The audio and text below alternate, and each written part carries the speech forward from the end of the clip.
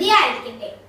പ്രിയ കൂട്ടുകാരെ, ഇന്ന് ജൂൺ 8 കുടുംബങ്ങളുടെ മധ്യസ്ഥയും ഭാരതത്തിലെ പ്രഥമ പഞ്ചക്ഷതധാരിയും തിരുക്കുടുംബ സന്യാസി സമൂഹത്തിന്റെ സ്ഥാപകയുമായ വിശുദ്ധ മറിയം ത്രേസ്യയുടെ ഓർമ്മ തിരുനാൾ.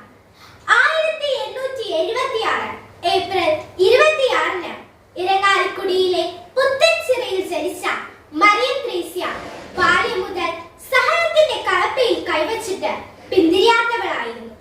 12-ാം വയസ്സിൽ സ്വന്തം അമ്മയെ നഷ്ടപ്പെട്ട മറിയം ത്രേസ്യ പരിശുദ്ധ അമ്മയെ തന്റെ അമ്മയായി സ്വീകരിച്ചു. പരിശുദ്ധ അമ്മയെ പോലെ എല്ലാം ഹൃദയത്തിൽ സംഗ്രഹിച്ചു. ആരോരുമില്ലാത്തവരെ സഹായിച്ചാൽ ദൈവം തരുന്ന കൂലി അതാർക്കും ഊഹിക്കുവാൻ പറ്റാത്തതിലധികമാണ്. ഈ തിരിച്ചറിവ് വിശുദ്ധ മറിയം ത്രേസ്യയെ കുടുംബങ്ങളിലേക്ക് ഇറങ്ങി ചെല്ലുവാൻ പ്രേരിപ്പിച്ചു. സമാധാനമില്ലാതെ വലയുന്നവർക്ക് സാന്ത്വന വചസ്സുകൾ ഓതിക്കൊടുത്തു. രോഗികൾക്ക് വേണ്ടി പ്രാർത്ഥിച്ചു. മരണാസന്നർക്ക് പ്രത്യാശ നൽകി.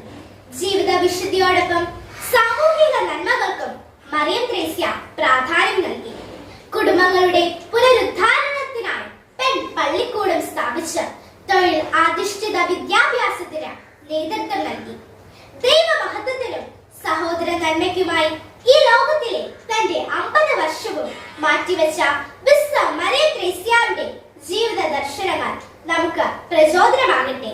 കുടുംബങ്ങളോട് പ്രത്യേക അടുപ്പമുള്ള വിശുദ്ധ മറിയം ത്രേസ്യ നമ്മുടെ കുടുംബങ്ങൾക്കും നിത്യസഹായമാകട്ടെ എന്ന് പ്രാർത്ഥിക്കുന്നു, ആശംസിക്കുന്നു. നന്ദി, നമസ്കാരം. ജയ് ക്രൈസ്റ്റ്.